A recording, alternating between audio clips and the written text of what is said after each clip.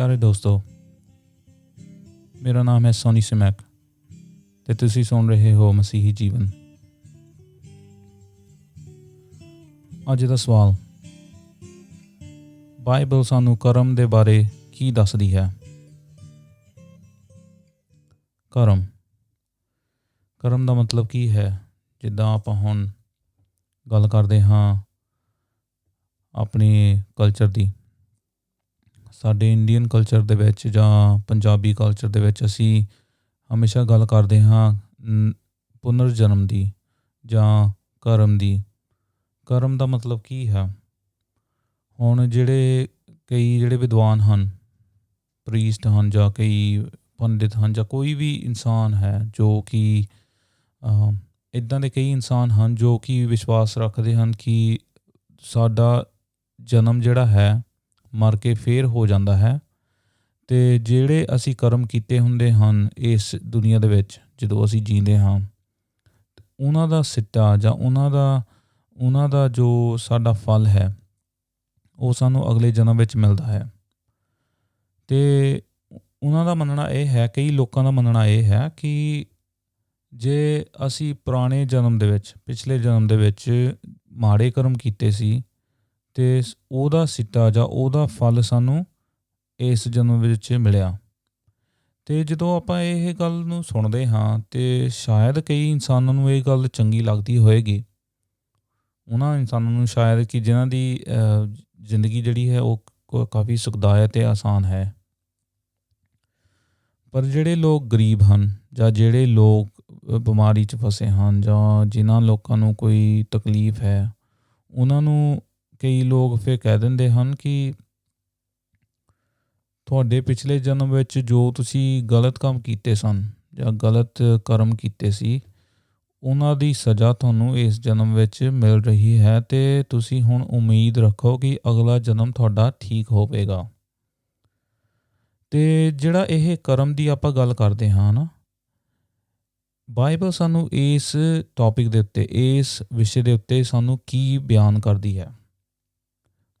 ਅਸੀਂ ਜਦੋਂ ਯਹੂਨਾ ਦੀ ਇੰਜੀਲ ਉਸਦਾ 9ਵਾਂ ਅਧਿਆਇ ਪੜ੍ਹਦੇ ਹਾਂ ਅਤੇ ਸਾਨੂੰ ਪਤਾ ਲੱਗਦਾ ਹੈ ਕਿ ਇੱਕ ਇਨਸਾਨ ਹੈ, ਉਸ ਅਧਿਆਇ ਦੇ ਵਿੱਚ ਇੱਕ ਇਨਸਾਨ ਸੀ ਜਿਹਦੇ ਕੋਲ ਯਿਸੂ ਮਸੀਹ ਗਿਆ ਅਤੇ ਉਹ ਇਨਸਾਨ ਅੰਨ੍ਹਾ ਸੀ। ਅਤੇ ਜਦੋਂ ਯਿਸੂ ਮਸੀਹ ਨੇ ਉਸ ਨੂੰ ਦੇਖਿਆ ਅਤੇ ਉਸਦੇ ਚੇਲਿਆਂ ਨੇ ਉਸ ਇਨਸਾਨ ਨੂੰ ਦੇਖਿਆ ਅਤੇ ਉਸਦੇ ਚੇਲਿਆਂ ਨੇ ਯਿਸੂ ਮਸੀਹ ਨੂੰ ਆਖਿਆ ਕਿ ਇਹ ਅੰਨ੍ਹਾ ਕਿਉਂ ਹੈ?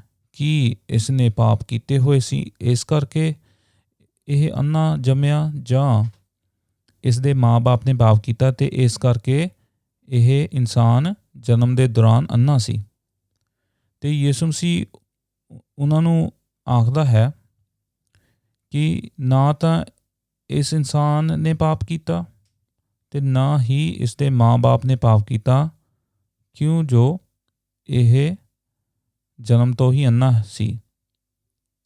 ਪਰ ਇਹ ਜਨਮ ਤੋਂ ਅੰਨ੍ਹਾ ਇਸ ਕਰਕੇ ਸੀ ਕਿਉਂਕਿ ਇਸ ਦੇ ਦੁਆਰਾ ਖੁਦਾਵੰ ਦੇ ਨਾਮ ਨੂੰ ਮਹਿਮਾ ਮਿਲੇ। ਕਿਉਂਕਿ ਯਿਸੂ ਮਸੀਹ ਨੇ ਇਹ ਮੌਕਾ ਚੁਣਿਆ ਹੋਇਆ ਸੀਗਾ ਇਸ ਇਨਸਾਨ ਦੀ ਜ਼ਿੰਦਗੀ ਦੇ ਵਿੱਚ ਆ ਕੇ ਉਸ ਦੀਆਂ ਅੱਖਾਂ ਨੂੰ ਉਜਾਲਾ ਦੇ ਦੇਵੇ, ਅਤੇ ਯਿਸੂ ਮਸੀਹ ਨੇ ਇਸ ਇਨਸਾਨ ਨੂੰ ਅੱਖਾਂ ਦੇ ਦਿੱਤੀਆਂ ਅਤੇ ਉਸ ਨੂੰ ਚੰਗਾ ਕਰ ਦਿੱਤਾ।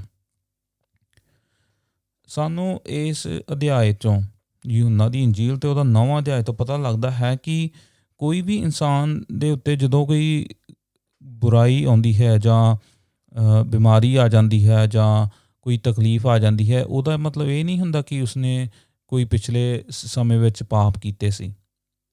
ਹੁਣ ਅਸੀਂ ਇਬਰਾਨੀਆਂ ਦਾ ਖੱਤ ਉਹਦਾ 9ਵਾਂ ਅਧਿਆਇ ਅਤੇ ਉਹਦੀ 27 ਆਇਤ 'ਚ ਇਹੀ ਪੜ੍ਹਦੇ ਹਾਂ ਕਿ ਇੱਕ ਜਨਮ ਹੈ ਅਤੇ ਉਸ ਜਨਮ ਤੋਂ ਬਾਅਦ ਸਾਡਾ ਸਾਰਿਆਂ ਦਾ ਕੀ ਨਿਆਂ ਹੋਏਗਾ, ਮੌਤ ਤੋਂ ਬਾਅਦ। ਬਾਈਬਲ ਸਾਨੂੰ ਕਦੀ ਨਹੀਂ ਆਖਦੀ ਕਿ ਪਿਛਲੇ ਸਮੇਂ ਵਿੱਚ ਤੁਸੀਂ ਇੱਦਾਂ ਕੀਤਾ ਸੀਗਾ ਅਤੇ ਇਸ ਕਰਕੇ ਤੁਹਾਨੂੰ ਹੁਣ ਇਸ ਜ਼ਿੰਦਗੀ ਦੇ ਵਿੱਚ ਤੁਹਾਨੂੰ ਉਹਦਾ ਫਲ ਇੱਦਾਂ ਮਿਲਦਾ ਹੈ।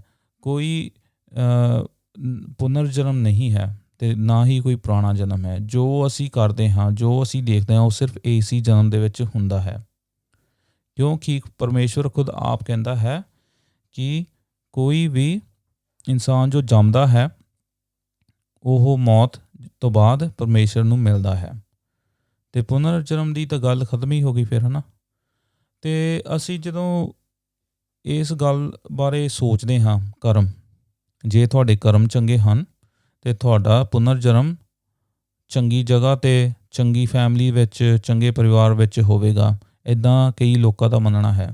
ਪਰ ਇਹ ਇੱਕ ਗਲਤ ਸੋਚ ਹੈ। ਅਤੇ ਕਈ ਇਨਸਾਨ ਜਿਹੜਾ ਕਰਮ ਦੀ ਗੱਲ ਕਰਦੇ ਹਾਂ, ਹੁਣ ਆਪਾਂ ਆਪਣੇ ਕਲਚਰ ਦੀ ਵੀ ਗੱਲ ਕਰ ਲਈਏ।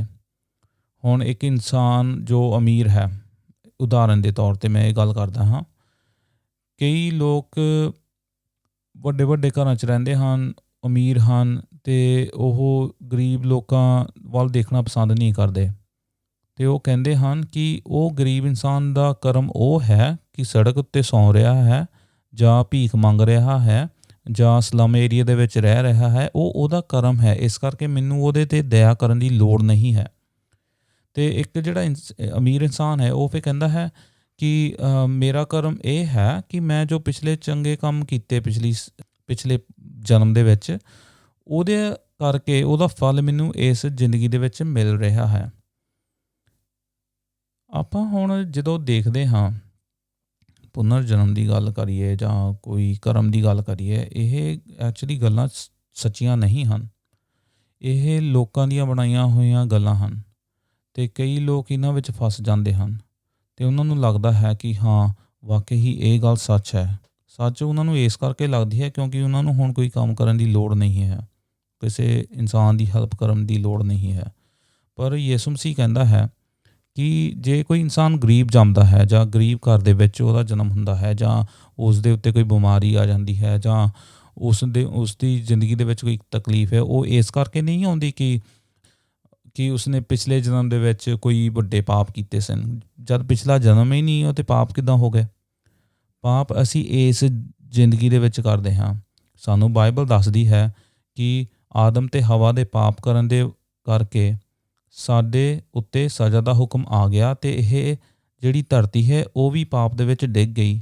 ਇਸ ਕਰਕੇ ਲੋਕਾਂ ਦੇ ਉੱਤੇ ਦੁੱਖ ਅਤੇ ਬਿਮਾਰੀਆਂ ਆਉਂਦੀਆਂ ਹੈ। ਇਸ ਕਰਕੇ ਲੋਕ ਇੱਕ ਦੂਜੇ ਨੂੰ ਮਾਰਦੇ ਹਨ, ਬੁਰਾ ਕਹਿੰਦੇ ਹਨ। ਇਸ ਕਰਕੇ ਅਸੀਂ ਦੇਖਦੇ ਹਾਂ ਨਿਊਜ਼ ਚੈਨਲ ਦੇ ਵਿੱਚ ਕਿੰਨਾ ਬੁਰਾ ਨਿਊਜ਼ ਆਉਂਦੀ ਹੈ, ਜਾਂ ਕਿੰਨਾ ਕੁਛ ਗਲਤ ਹੋ ਰਿਹਾ ਹੈ ਪੂਰੇ ਸੰਸਾਰ ਦੇ ਵਿੱਚ। ਇਹ ਸਾਰਾ ਆਦਮ ਅਤੇ ਹਵਾ ਦੇ ਪਾਪ ਦੇ ਡਿੱਗਣ ਦੇ ਵਿੱਚ ਹੋ ਗਿਆ ਸੀਗਾ। ਅਤੇ ਉਸ ਦਾ ਜਿਹੜਾ ਇੱਕ ਆਪਾਂ ਦੇਖਦੇ ਹਾਂ ਜਿਹੜਾ ਕਿ ਉਸ ਦਾ ਇੱਕ ਉਪਾਅ, ਉਸਦਾ ਉਹ ਗੱਲ ਪਾਪ ਦੇ ਡਿੱਗਣ ਦੇ ਕਰਕੇ ਜੋ ਕੁਛ ਬੁਰਾ ਹੋਇਆ, ਉਸ ਨੂੰ ਸੁਧਾਰਨ ਦੇ ਲਈ ਹੀ ਯਿਸੂ ਮਸੀਹ ਇਸ ਸੰਸਾਰ ਦੇ ਵਿੱਚ ਆਇਆ, ਅਤੇ ਉਸਨੇ ਸਾਡੇ ਪਾਪਾਂ ਨੂੰ ਆਪਣੇ ਉੱਤੇ ਲੈ ਲਿਆ, ਅਤੇ ਉਹ ਮਸੀਹ ਸਲੀਬ 'ਤੇ ਮਾਰਿਆ ਗਿਆ, ਅਤੇ ਤੀਜੇ ਦਿਨ ਉਹ ਜਿੰਦਾ ਹੋ ਗਿਆ। ਅਤੇ ਹੁਣ ਉਹਦੇ ਜਿੰਦਾ ਹੋ ਜਾਣ ਕਰਕੇ ਸਾਡੇ ਉੱਤੇ ਕੀ ਚੰਗਿਆਈ ਆ ਜਾਂਦੀ ਹੈ, ਅਤੇ ਉਹ ਵਾਅਦਾ ਕਰਦਾ ਹੈ ਕਿਉਂਕਿ ਮੈਂ ਤੁਹਾਡੇ ਪਾਪਾਂ ਦਾ ਨਿਸਤਾਰਾ ਕਰ ਦਿੱਤਾ, ਇਸ ਕਰਕੇ ਹੁਣ ਤੁਹਾਡੇ ਉੱਤੇ ਸਜ਼ਾ ਦਾ ਹੁਕਮ ਨਹੀਂ ਹੈ।